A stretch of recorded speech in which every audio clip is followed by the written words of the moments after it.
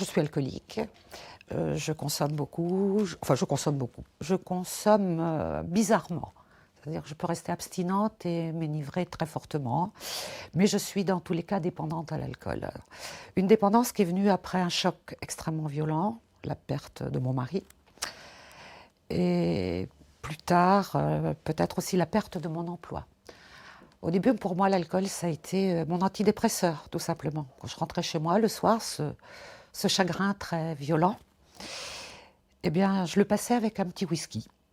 C'est resté comme ça pendant longtemps. Au début, c'est un verre. Voilà, c'était un verre. Puis après, un verre, ben, malheureusement, ça n'a plus suffi. Donc, j'ai passé au deuxième verre. Et, et puis après, il y a eu une perte d'emploi. J'étais dépressive, très dépressive. L'alcool était mon antidépresseur. Donc, mon corps m'a lâché. J'ai fait un burn-out spectaculaire. Et là, j'ai accéléré sur l'alcool. C'est-à-dire que je me suis retrouvée chez moi, sans emploi, sans mari, et mes enfants, qui sont de grands-enfants, partis. Alors, bien sûr, études. Et donc là, j'ai flirté très dangereusement avec l'alcool, plus que flirté. Il faut savoir quand même que cette situation, pour moi, elle était intolérable. J'étais intellectuellement pas capable de supporter de me dire que j'étais alcoolique. J'étais dans le déni, je me disais, bon, je suis une bonne vivante, ça va passer. Demain, si je veux, j'arrête. Sauf que tous les matins, je me levais en me disant, bah, aujourd'hui, tu ne vas pas le faire. Ouais, mais un petit quand même. Un petit, c'est sympa. Juste un petit pour être bien. Et ça a empiré. Alors, il faut savoir qu'on va rarement, très rarement, en tout cas, moi, je ne l'ai jamais entendu dire en marche arrière. Un verre, on passe à 2 verres, on passe à 3 verres. On se rend compte qu'on tombe dans quelque chose ou non, c'est C'est normal. très insidieux. C'est-à-dire, certains jours, on va se dire, bah, j'ai fait un peu fort quand même, là, aujourd'hui. Hein. Mais on l'enlève vite de notre mémoire. Et puis surtout, on veut se déculpabiliser, parce qu'au fond de nous, la culpabilité commence à poindre. Quand on se dit, ah là, quand même, il m'en faut encore un pour atteindre mon état de bien-être, là. Donc, en Est-ce qu'on se fait, donne des défis aussi? On se dit, bon allez, aujourd'hui, niette, je alors, bloque. alors moi, c'était pas un défi, c'est que j'avais tellement honte de boire ces verres, tellement honte de me détruire quelque part et de perdre mon libre arbitre. Il faut savoir que quand on a bu, on n'est plus soi-même. Ça entraînait chez moi une honte terrible, je le répète parce que j'ai pas de mots assez forts pour le dire, que le lendemain, je me disais non, c'est pas possible, tu vas pas recommencer. Et malheureusement, les heures passaient, la motivation chutait, je me disais juste un petit. Et en fait, le cycle repartait. Alors c'était peut-être moins que la veille, mais il fallait que je m'alcoolise. Et la honte, c'était une honte envers vous-même ou c'est parce que Alors, les autres le savaient ou pas? Alors, je pense que j'ai réussi à bien le cacher pendant longtemps. Je pense que certaines personnes l'ont vu, mais ne m'en ont pas parlé. Mes enfants le savaient, bien sûr. Je pense que j'ai beaucoup fait souffrir mes enfants. Et, et voilà, l'histoire est ainsi. Et je leur en demande pardon, d'ailleurs. Mais je souffrais surtout, la honte, c'était aussi par rapport à moi. J'avais toujours été quelqu'un de très battant, professionnellement plutôt... oui, battante, c'est le terme, efficace. Et là, je devenais tout ce que j'aimais pas, hein, un légume, hein, parce que lorsqu'il n'y avait plus d'alcool, il m'arrivait de ne plus pouvoir faire quoi que ce soit. Quoi que ce soit. Il me fallait mon verre pour me dire, allez, tu te bouges. Donc là, on se dit, ah, là, il y a du mal de faire, hein, excusez-moi. Enfin voilà, vous aviez une carrière, vous Oui. êtes une femme intelligente, vous êtes voilà. Et pourtant, parce on a tendance à se dire l'alcool c'est la misère, Ah non, c'est les alors. quartiers, non, bah non. Alors justement, hein, c'est la grosse erreur. Hein. Il faut savoir qu'il y a environ 10% des Français qui sont alcooliques ou qui ont un problème avec l'alcool et que c'est toute classe sociale confondue. Hein. Qu'on soit cadre sup, ouvrier, profession libérale. Quand on a un mauvais rapport avec l'alcool, on ne nous demande pas notre métier. Hein. C'est pas tiré au sort. Et ça, c'est une image d'ailleurs que je souhaiterais vraiment bannir. Euh, J'entends souvent, ah oui, mais il boit, mais c'est un cassos. Mais d'abord, de quel droit? De quel droit cataloguer les gens de cette façon? Non, moi j'étais cadre sup et je picolais le soir en rentrant chez moi. Donc ça n'a rien à voir. Et je connais des tas de cadres sup ou de professions libérales qui picolent royalement. Mais son cadre sup, c'est davantage caché et ils boivent moins de mauvais alcool. Ils boivent. il ou elle. Hein. Là, c'est... Alors oui, moi je suis plus sensible au sujet de la femme, d'où le groupe de Parole Femmes, On en parlera, ouais. parce que la femme se cache beaucoup plus. Mais attendez, un homme c'est un bon vivant, une femme ben, c'est une pochetronne. Et oui. Donc la femme se cache. Vous La le femme. viviez, ça? Ah oui, tout à fait. Bien sûr que je le vivais. Je le vivais, je buvais en cachette. Je buvais en cachette. J'avais la chance que ça ne se voit pas trop physiquement. Donc ça passait très très bien. Mais moi je le savais. Et au fond de moi, de le savoir moi, c'était déjà d'une violence et c'était très douloureux. Oui, très douloureux. Je n'osais pas en parler à mon médecin. Encore, la honte. Parler à son médecin, voilà, je suis alcoolique. C'est difficile à dire. Je vous assure que c'est difficile. C'est une maladie honteuse. Quand on vous dit j'ai un cancer, les gens sont dans la compassion, dans l'empathie. Quand je suis alcoolique, il y a tous les jugements. C'est un vice. C'est vicieux. Tu peux arrêter quand tu veux, mais arrête tes conneries. Mais non, je ne peux pas. Et là, donc, on s'enferme dans ce silence, ce chagrin, le désespoir. Le désespoir. Moi, j'ai connu le désespoir. À me cogner la tête contre les murs. Hein. Et je ne pouvais pas. Le lendemain, ça revenait. Donc j'ai compris le mécanisme depuis, hein. Je l'ai étudié par mes lectures, par la post-cure que j'ai fait, je l'ai étudié ici. Je le connais ce mécanisme, et ce qui me permet aujourd'hui de dire bah, plus jamais. Aujourd'hui, je dirais plus jamais. Mais c'est difficile. Donc, pour revenir à l'AMPA, c'est une amie alcoolique elle-même qui m'en parle un jour, je ne connaissais pas. Hein. Et elle me dit, mais tu sais, il y a une association à Bourges qui s'appelle l'AMPA, mais moi, j'irai jamais. J'irai jamais, il faut rentrer, on est sur le boulevard, tout le monde te voit. Et c'est resté là, dans un coin de ma tête. Et mon alcoolisme augmentant, ma dépendance augmentant, un jour, je me suis dit, bah tant pis, je vais appeler l'AMPA. Sinon, je vais crever, quoi. Je vais mourir. Ça, j'avais quand même pas tout à fait envie. Et un jour, j'ai fait le numéro 02 48 70 79 79, et ça, je le sais par cœur, ce numéro. Et comble de chance, j'ai un rendez-vous que 2 mois après. Alors, j'étais contente, j'avais fait la démarche. Je savais que j'allais venir, mais j'avais encore 2 mois pour picoler. Mais c'était fait. Et là, c'est parti. Donc, j'ai été reçue d'abord par une infirmière, puis une psychologue, Sophie Biba, que je vois toujours et avec laquelle j'ai fait un excellent travail. Et j'ai adhéré au groupe de parole, donc Élodie et Claudine. Et là, dans le groupe de parole, donc je reviens à ce qu'on disait tout à l'heure, on s'est dit, il faut le faire connaître, ce groupe, parce qu'il y a toutes ces femmes qui sont comme nous, quelque part, là, dans Bourges ou ailleurs, enfin bref. Et elles souffrent en silence. Elles sont, je le sais, elles sont là en train de se dire, est-ce que je le bois ce verre, est-ce que je le bois pas? Oh, alors je l'ai encore bu, c'est pas possible. Et elles vont se coucher ce soir avec cette culpabilité. Et vous en voyez des femmes comme ça? Moi, j'en connais, oui, j'en connais. Puisque moi, je parle de mon alcoolisme ouvertement. J'en parle, non pas, j'en fais pas une gloire, je ne le porte pas comme un étendard. Si j'avais à refaire, je préférerais ne pas vivre cette expérience. Mais je l'ai vécue. Je ne peux pas réécrire cette histoire, elle existe. Donc maintenant, de cette histoire, ce que j'aimerais faire, et c'est vraiment pour ça que je veux m'impliquer ici, c'est dire aux autres, vous pouvez le faire. Et moi, je veux bien vous aider. Ce que j'aimerais faire ici, et on en parle de plus en plus, c'est de devenir une sorte de... Alors ça s'appelle un patient expert, c'est-à-dire la personne qui a vécu la maladie, qui peut en parler, parce que certains le vivent mais ne peuvent pas en parler. Moi, j'ai cette chance de pouvoir parler aisément et de pouvoir exprimer mes émotions. Et donc, voilà, c'est ça que j'aimerais faire. C'est dire à toi, si tu me regardes, là, en ce moment, que tu regardes l'émission, que tu as un problème d'alcool, mais contacte-nous. Parce qu'avec nous, ici, tu vas parler, tu vas pouvoir dire, tu vas pouvoir cracher le morceau, là, dire, ah ben oui, il n'y aura pas de jugement, parce qu'on y est passé, parce qu'on sait, on sait tout ça. Donc c'est ça que je veux faire, réellement.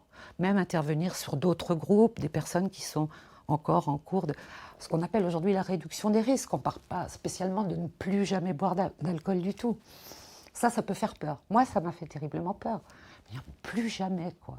Plus jamais. C'est quand même agréable de savoir boire un verre. Moi, je me suis dit plus jamais. Mais on peut aussi se dire simplement, moi, je vais réduire ma consommation. C'est déjà un pas. C'est ce qu'on appelle la réduction du risque. Si au lieu de boire tous les jours, on s'octroie une pause, 2 jours, 3 jours, c'est déjà mieux. Et on sort peut-être de cet engrenage de... je reviens toujours à ce terme, de souffrance, de honte.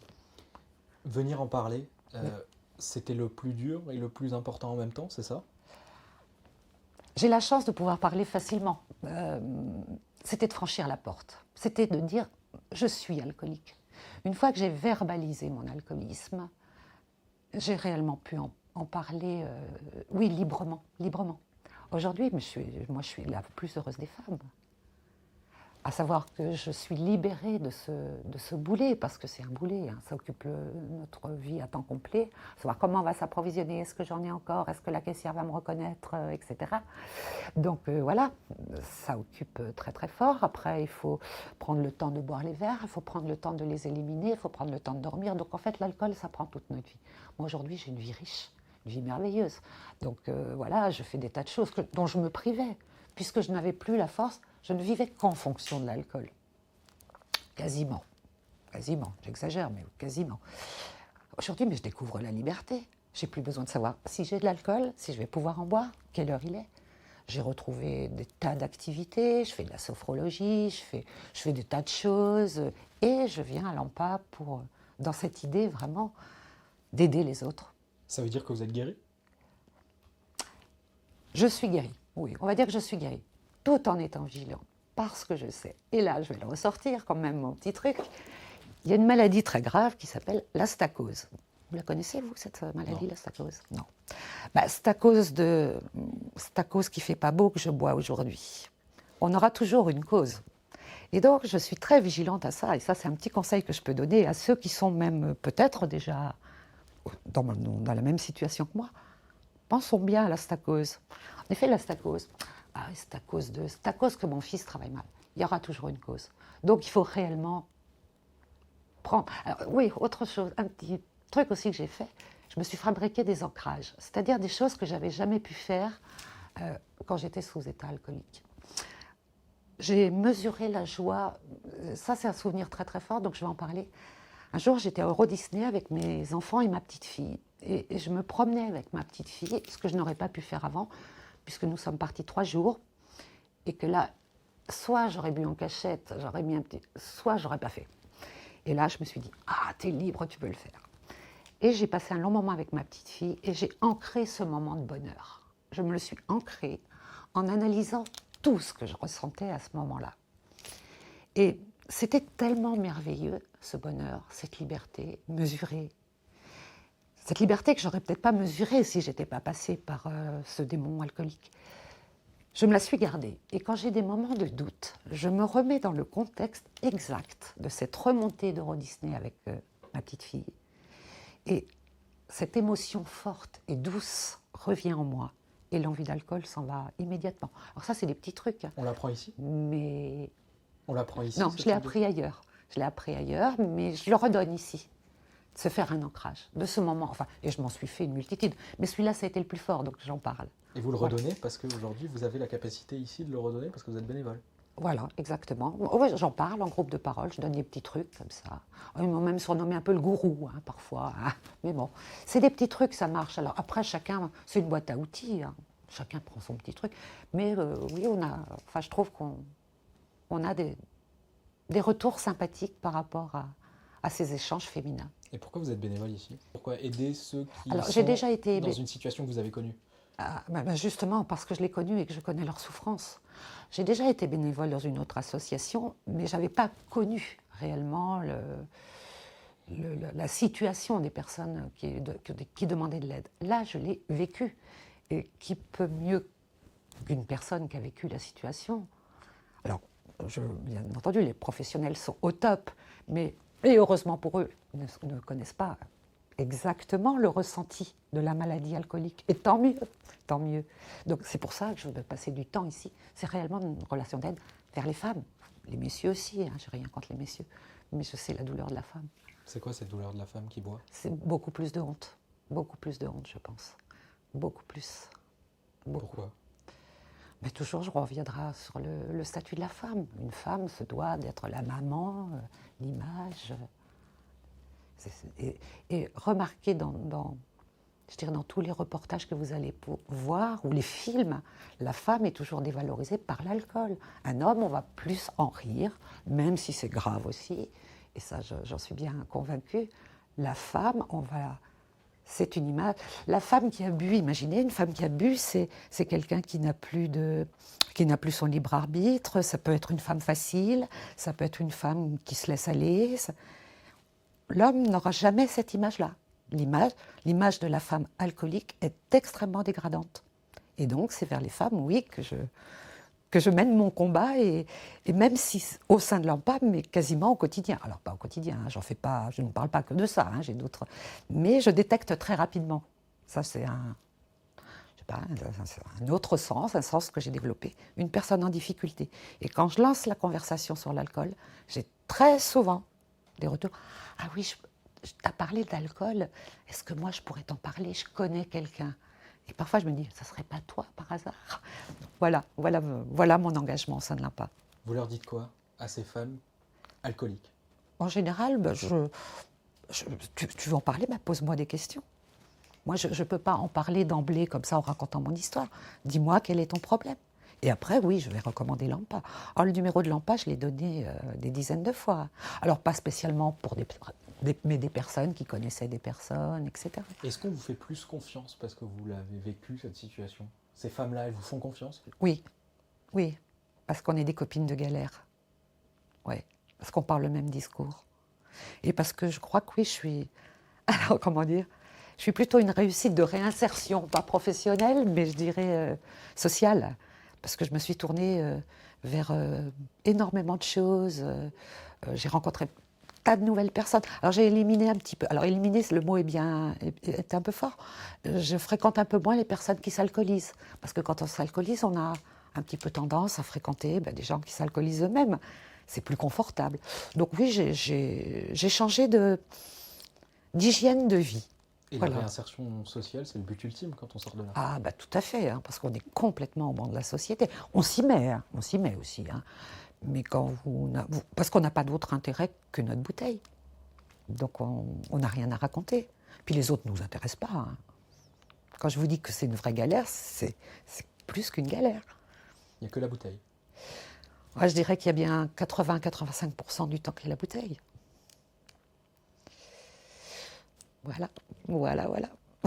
Merci. Je vous en prie.